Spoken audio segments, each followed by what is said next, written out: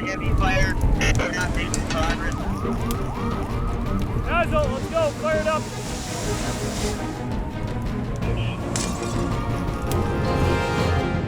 We've got the fire knocked out.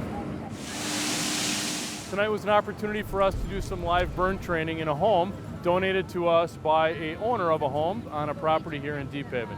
We're forever grateful for that because it's a great opportunity for our firefighters to be able to experience a live fire training and be able to give people some opportunities that maybe they don't get to see except for a real event. So the opportunity to do something in a wood structure, to be able to see how fire might travel is extremely helpful for us for when there might actually be an actual fire. We're still fighting the fire in here. Copy, still fighting the fire. We make sets beforehand in the rooms, not necessarily to simulate the items that are in there, but just to make it so we can get a good fire development. Generally then, once we start going to the room fires, is we're just lighting fires, we're letting them build up to a point that we think it's similar to what we're gonna run into by the time we get to a structure in a certain area. You know, so the fire volume is gonna be about the same as what we'd run into, and then have them go in and actually, you know, try and extinguish the fire and do what they should do on a regular call. And, you know, if they make mistakes, now is the time to correct them and get them in there to try and do it again. Command to attack team. Copy that. Fire knocked down. One of the things that the firefighters will do is they'll go into the fire, they'll knock those gases and that superheated air back because it actually moves across the ceiling. One of the things that they have to do is they have to ventilate. So what the firefighters did for this room is they broke out the window and they put a fog stream, a different pattern of water.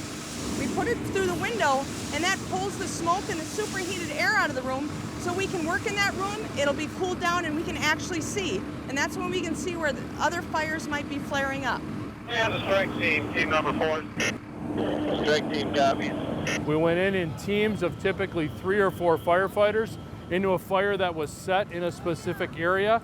They were able to go in, they were able to look at fire behavior. In other words, how's the fire gonna act? They were able to do fire suppression. In other words, be able to put that fire out. And then on top of that, they were able to do overhaul, meaning let's make sure that the fire hasn't traveled anyplace else. We try to set the house up so that it's as safe as it can be so nobody else gets hurt. The goal being that at the end of the day, everybody goes back home safe. Command interior progress report. Fire knocked out. As our job, part of our training is we have to do this. It's part of our, you know, our certifications and all that is we have to get burn training in. We just love these when we can get them because this is the real thing. I mean, this is as close to making it safe as we can to actually train in our job in the hazardous environments we have. Some mistakes were made, but when you come out, we talk about them and, you know, we can correct them now. If they hadn't been here, they might never know that and they'd make that mistake later on. After tonight, they won't make that mistake. Interior repeat.